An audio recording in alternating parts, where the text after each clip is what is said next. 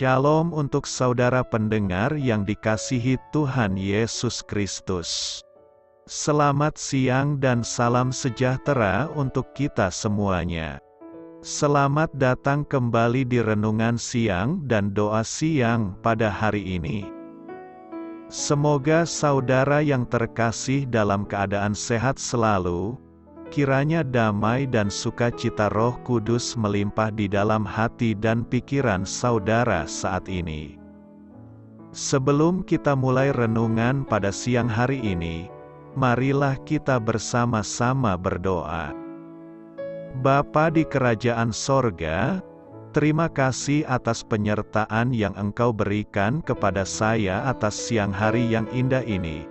Terima kasih telah memberi saya kesempatan untuk selalu dapat bersyukur atas segala pekerjaan yang aku kerjakan. Maka dari itu, saya mohon sertailah selalu diri ini sepanjang hari ini. Terima kasih atas berkat Tuhan hingga saat ini aku masih bisa merasakan kebaikan Tuhan dan buatlah agar bibirku selalu mengucap syukur kepadamu. Tuhan Yesus Kristus, terima kasih pada saat ini saya masih bisa bekerja. Tuhan, saat ini saya akan memulai pekerjaan saya. Berkatilah pekerjaan ini dan sertailah sepanjang saya selama bekerja pada hari ini, agar menjadi berkat bagiku, bagi keluargaku dan juga tempat saya bekerja. Berkati seluruhnya di siang hari ini agar berjalan dengan baik dan menjadi berkat untuk kami jalani bersama dengan anak Tuhan yang lainnya. Dalam nama Tuhan Yesus, aku berdoa. Amin. Sahabat saudara rohani, pembacaan ayat emas Alkitab renungan kita siang hari ini. Nats bacaan kita siang hari ini adalah, sebab itu baiklah jangan kita tidur seperti orang-orang lain, tetapi berjaga-jaga dan sadar. Tertulis di dalam kitab 1 Tesalonika 5 ayat 6, bacaan kita pada siang ini terambil dari kitab 1 Tesalonika 5 ayat 1 sampai dengan ayat 11. Tetapi tentang zaman dan masa, saudara-saudara, tidak perlu dituliskan kepadamu, karena kamu sendiri tahu benar-benar, bahwa hari Tuhan datang seperti pencuri pada malam. Apabila mereka mengatakan, semuanya damai dan aman, maka tiba-tiba mereka ditimpa oleh kebinasaan.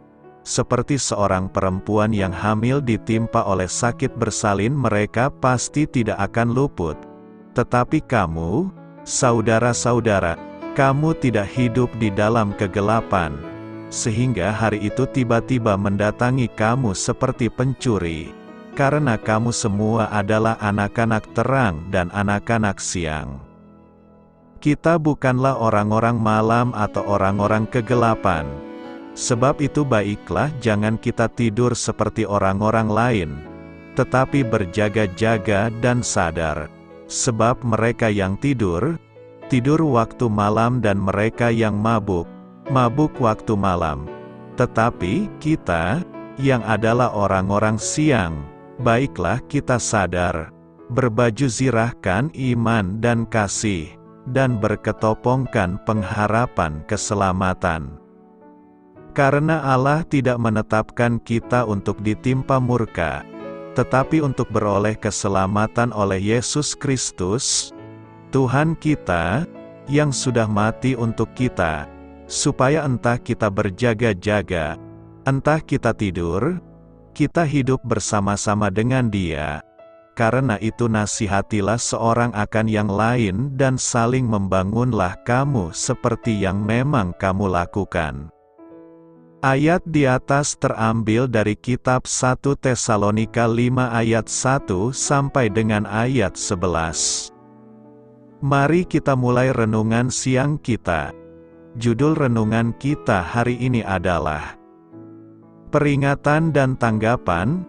Kata bijak Alkitab hari ini adalah Setiap orang Kristiani harus menjadi penanti yang memiliki pengharapan, bukan yang mengantuk.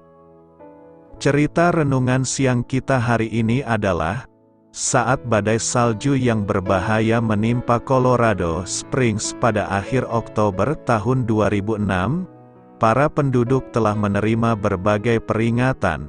Para peramal cuaca mulai memperkirakan kemunculan badai itu 36 jam sebelumnya. Pada sore hari yang hangat dan cerah, orang-orang menyerbu toko bahan makanan untuk membeli persediaan makanan. Sementara toko-toko ban mobil bekerja lembur untuk memenuhi permintaan ban di musim dingin. Semua orang membicarakan badai yang akan datang itu. Bahkan sebelum salju turun, sekolah-sekolah dan tempat-tempat bisnis mengumumkan bahwa mereka akan tutup hari itu. Ketika badai menerjang dengan salju yang berembus kencang dan suhu udara di bawah titik beku, sebagian besar orang aman berada di dalam rumah, dan mereka tidak berusaha untuk berangkat ke kantor atau sekolah. Apabila kita mempercayai sebuah peringatan, perilaku kita menjadi terpengaruh. Hal itu berlaku pada semua bagian hidup kita, termasuk perjalanan iman kita. Paulus menulis untuk orang-orang Kristiani di Tesalonika dan mengingatkan mereka bahwa hari kedatangan Tuhan itu tak terduga. Seperti pencuri di malam hari, 1 Tesalonika 5 ayat 2. Ia mengimbau mereka untuk menghindari kelesuan rohani sambil tetap bersiaga dan mengendalikan diri. Tantangan Paulus itu mengulang perkataan Yesus saat mengimbau pengikutnya agar waspada dan bersiap sedia, karena Anak Manusia datang pada saat yang tidak kamu duga. Jika kita mempercayai perkataan Tuhan mengenai kedatangannya, bagaimanakah hal itu akan memengaruhi pikiran dan tindakan kita hari ini? Berjaga-jaga dan sadar. 1 Tesalonika 5 ayat 6 berkata demikian. Sebab itu baiklah jangan kita tidur seperti orang-orang lain, tetapi berjaga-jaga dan sadar. Berjaga-jaga dan tetap sadar. Dua kata ini sangat penting. Jangan hanya berjaga-jaga tetapi tidak sadar atau sebaliknya. Sebagaimana ayat di atas, berjaga-jaga artinya tidak tidur, dan sadar artinya tidak mabuk. Kalau seseorang hanya berjaga-jaga tetapi tidak sadar, berarti dia memang tidak tidur tetapi dalam keadaan mabuk. Keadaan seperti ini bukanlah dalam keadaan siap sedia. Pengamsal menegur dengan keras kepada orang yang suka tidur, orang yang pemalas. Orang yang malas, suka tidur rohaninya. Firman Tuhan mengatakan, datanglah kemiskinan rohaninya. Oleh sebab itu kita harus tetap semangat dalam kerohanian kita. Yesaya 29 ayat 10-12 mengatakan tentang orang yang tidur adalah orang yang tidak dapat mengerti rahasia firman Tuhan. Karena kitab termeterai sehingga tidak dapat dibaca. Rahasia firman Tuhan harus dibuka sebagaimana ditulis dalam Wahyu 22 ayat 10. Karena waktunya sudah dekat. Tapi jangan rohani kita tidur supaya firman Tuhan itu tidak termeterai bagi kita. Selain berjaga-jaga, kita juga harus tetap sadar artinya tidak mabuk. Orang yang mabuk akan anggur yang menarik warnanya dan masuk dengan nikmat, namun kemudian memagut seperti ular dan membinasakan karena bisanya. Jangan kita mabuk perkara-perkara duniawi ini, mabuk harta, mabuk kehormatan dan sebagainya yang kemudian akan binasa karena bagaikan dipagut ular berbisa. Sebagaimana yang dialami orang yang mabuk, dia akan melihat hal-hal yang aneh. Bicaranya menjadi kacau bahkan tidak akan dapat berdiri dengan teguh. Inilah yang terjadi pada orang yang mabuk rohaninya. Bahkan rohaninya pun tidak dapat berdiri teguh. Nuh sebagai petani mabuk anggur dari kebun anggurnya, dia menjadi tidak sadar dan telanjang di dalam kemahnya. Ham yang melihat keadaan ayahnya, menceritakan hal ini kepada saudaranya di luar, tetapi Sem dan Yafet mengambil sehelai kain dan membentangkannya dengan berjalan mundur sehingga tidak melihat ketelanjangan ayahnya. Akibatnya Ham menjadi terkutuk dan menjadi hamba yang paling hina bagi saudara-saudaranya. Ini memberi suatu pelajaran bagi kita. Kalaupun kita melihat kekurangan dari orang tua, termasuk orang tua secara rohani, janganlah justru membicarakan dengan orang lain. Tetapi seperti Sem dan Yafet, adalah justru menutupi kekurangan orang tua mereka. Oleh sebab itu jangan rohani kita tidur. Itulah sebabnya dikatakan, bangunlah, hai kamu yang tidur, dan bangkitlah dari antara orang mati, dan Kristus akan bercahaya atas kamu. Karena itu, perhatikanlah dengan saksama, bagaimana kamu hidup. Janganlah seperti orang bebal, tetapi seperti orang arif, dan pergunakanlah waktu yang ada. Karena hari-hari ini adalah jahat, sebab itu janganlah kamu bodoh. Tetapi usahakanlah supaya kamu mengerti kehendak Tuhan. Bukan hanya jangan rohani kita tidur, tetapi juga sadar, jangan mabuk oleh anggur. Karena itu, teruslah berusaha berjaga-jaga dan sadar agar kita terhindar dari kehancuran dan kerusakan kerohanian dan jasmaniah kita. Bagaimana seharusnya kita menjalani kehidupan ini dengan pemahaman kalau kedatangan Kristus sudah dekat? Kita percaya bahwa kedatangan Kristus sudah dekat, dapat terjadi kapan saja.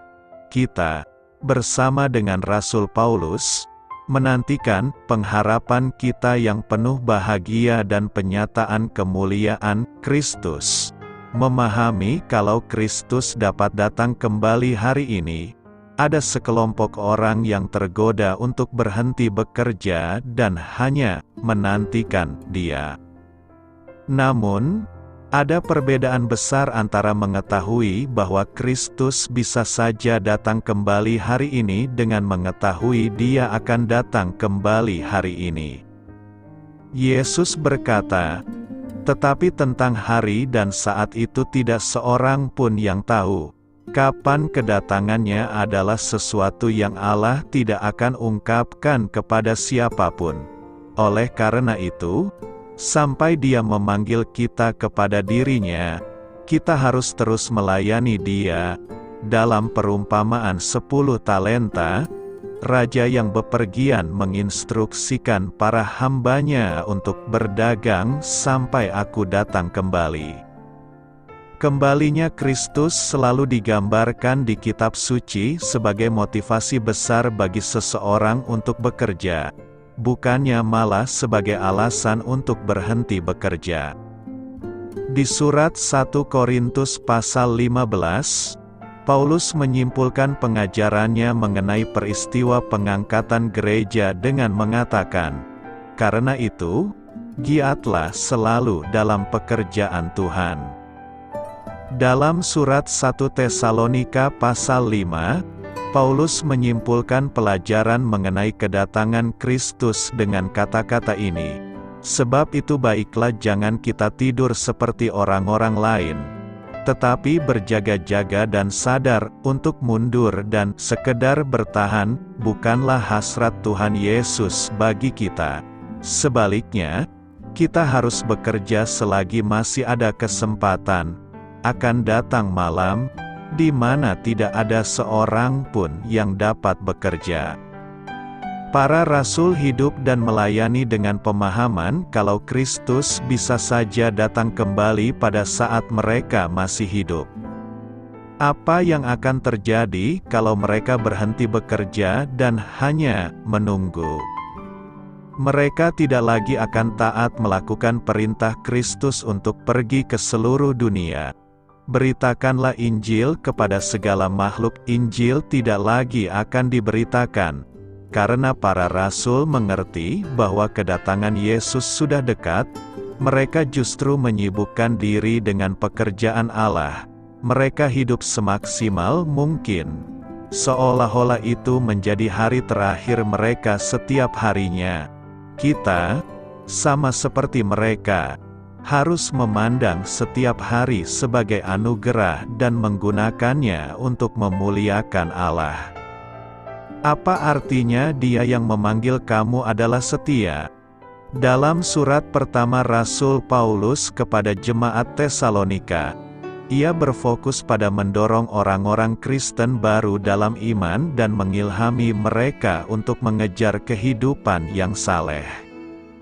Saat ia menutup surat pastoral yang bersifat pribadi, instruktif, dan membangkitkan semangat ini, Paulus memberikan kepastian yang penuh harapan.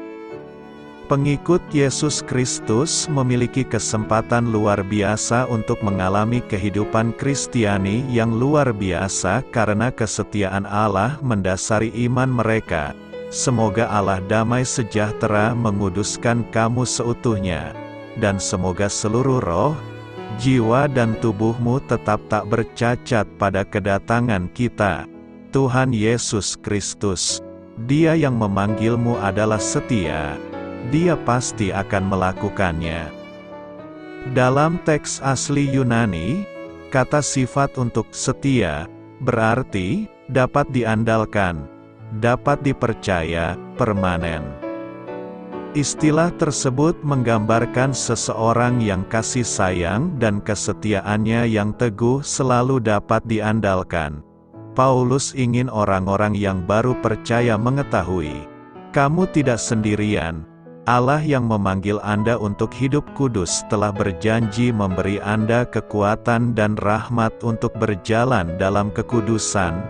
Tuhan tidak meninggalkan Anda sendirian untuk memikirkan bagaimana menjadi murid Kristus. Dia selalu bersamamu. Dia yang memanggilmu adalah setia. Ya, kita mempunyai tanggung jawab untuk waspada secara rohani, berpegang pada apa yang baik, dan menolak segala jenis kejahatan. Kita diharapkan untuk mengejar kekudusan pribadi melalui ketaatan kepada Tuhan, yang merupakan inti dari surat ini. Namun orang-orang beriman dapat yakin bahwa panggilan Allah disertai dengan kuasa-Nya yang setia untuk menyelesaikannya sampai akhir. Penulis kitab Ibrani menegaskan, marilah kita teguh berpegang pada pengharapan yang kita nyatakan, sebab Dia yang berjanji adalah setia. Allah telah berjanji memperlengkapi kita untuk menjalani kehidupan yang saleh dan mengubah kita menjadi serupa dengan Kristus. Dia memanggil kita dan memilih kita untuk menjadi seperti anak-Nya. Dalam pengajaran paralelnya kepada orang-orang percaya di Korintus, Paulus meyakinkan, Dia akan menjaga kamu tetap kuat sampai akhir sehingga kamu akan bebas dari segala cela pada hari ketika Tuhan kita Yesus Kristus datang kembali. Allah akan melakukan hal ini, karena Ia setia melakukan apa yang Ia firmankan, dan Ia telah mengundang kamu ke dalam persekutuan dengan Putra-Nya, Yesus Kristus, Tuhan kita. Tanpa kesetiaan Tuhan, kita tidak berdaya menjalani kehidupan Kristen yang berkemenangan. Kita tidak dapat menyelesaikan pekerjaan pengudusan kita sendiri atau menjadikan diri kita kudus. Pengudusan adalah karya unik Roh Kudus. Berfokus pada kelemahan kemanusiaan kita pasti mengarah pada rasa putus asa dan putus asa. Raja Daud mengalami kegagalan pribadi yang memilukan namun belajar untuk percaya pada kesetiaan dan kasih Tuhan yang tidak pernah gagal. Dia dengan bijak menasihati, serahkan bebanmu kepada Tuhan, dan Dia akan menjagamu. Dia tidak akan membiarkan orang saleh terpeleset dan jatuh. Setiap hari orang percaya harus bergantung pada Tuhan untuk memohon pertolongan, karena Dialah sumber kekuatan penopang kita. Sekali lagi, Raja Daud menegaskan, serahkan segala sesuatu yang kamu lakukan kepada Tuhan. Percayalah padanya, dan Dia akan membantumu. Ketika kita lemah dan putus asa, Tuhan berkata, marilah kepadaku, kamu semua yang letih lesu dan berbeban berat, dan aku akan memberi kelegaan kepadamu. Tuhan yang memanggil kita setia membantu kita di saat-saat pencobaan. Pencobaan-pencobaan apapun yang menimpa kamu hanyalah pencobaan-pencobaan yang biasa dialami oleh umat manusia. Dan Tuhan itu setia, Dia tidak akan membiarkanmu dicobai melebihi kemampuanmu. Tetapi apabila kamu dicobai, Ia juga akan memberikan jalan keluar, sehingga kamu dapat menanggungnya, sekalipun kita gagal dan menyerah pada godaan untuk berbuat dosa. Firman Allah berjanji, jika kita mengaku dosa kita kepadanya, maka Ia adalah setia dan adil, sehingga Ia akan mengampuni segala dosa kita dan menyucikan kita dari segala kejahatan. Paulus setuju bahwa meskipun kita tidak setia, Dia tetap setia, karena Dia tidak dapat menyangkal siapa dirinya.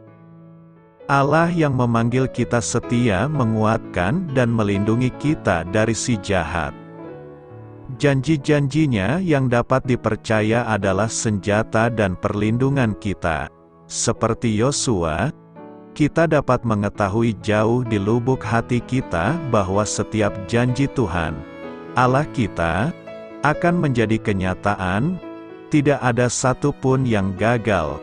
Kita selalu dapat mengandalkan Tuhan dan mendapatkan harapan besar dari kebenaran ini.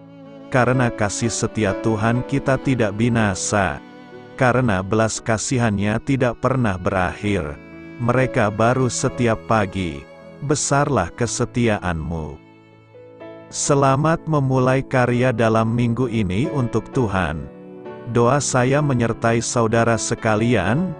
Saya memberkati Anda agar sewaktu Anda mencarinya dari Dia, Bapa Surgawi Anda akan memberikan bagi Anda roti harian Anda.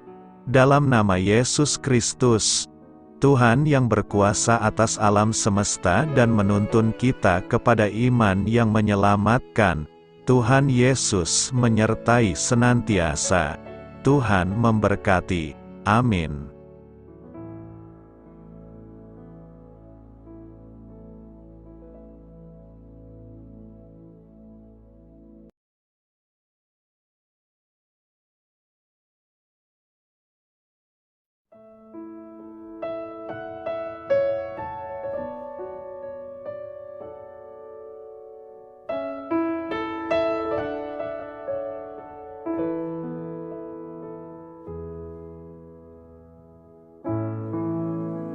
Demikianlah renungan firman Tuhan pada siang hari ini. Semoga menjadi kekuatan di dalam hidup kita dan menjadikan kita pribadi yang lebih sukses. Sebelum kita memulai aktivitas hari ini, marilah kita berdoa. Bapa kami yang ada di sorga, terima kasih atas kasih dan kebaikan Tuhan yang begitu besar buat kami. Tuntunlah perbuatanku agar di sepanjang hari ini saya bisa bekerja sebaik-baiknya, tidak pernah jemu menolong sesama, selalu ramah dan tahu terima kasih, menghayati iman dan mengamalkannya dengan sekuat tenagaku. Semua ini saya sampaikan kepadamu, dengan pengantaraan Kristus, Tuhan kami. Allah, Bapa kami bersyukur kepadamu, bahwa dengan bekerja kami boleh ambil bagian di dalam karya-Mu mensejahterakan dan membahagiakan umat manusia. Kami mohon bimbingan-Mu dalam melaksanakan pekerjaan kami hari ini. Bimbinglah kami agar sanggup bekerja dengan semangat kasih, dengan riang, rajin dan jujur. Terima kasih, Tuhan. Amin. Dalam nama Tuhan Yesus Kristus Tuhan dan Juru Selamat kami, Bapa kami yang baik, kami mengucap syukur dan berdoa. Amin. Biarlah firman Tuhan menjadi pengingat untuk kita semua, bahwa tuntunan dari Roh Kudus akan selalu memberi jalan keluar bagi setiap permasalahan hidup kita, dan memberi kedamaian di hati kita. Amin. Sampai jumpa di renungan siang saudara rohani berikutnya. Shalom.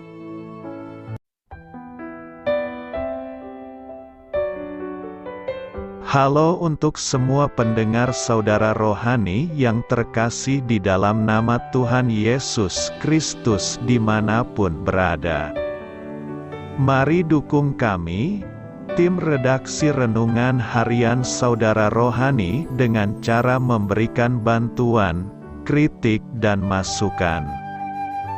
Saudara dapat memberikan masukan melalui kolom komentar di bawah atau mengirim kepada kami langsung melalui email yang tertera di layar Anda, saudararohani@gmail.com. Jika saudara terberkati melalui renungan ini, saudara dapat mendoakan kami dan memberikan bantuan lainnya dengan mengirim email kepada kami. Saya berdoa agar saudara sekalian bahagia dan sehat selalu. Amin.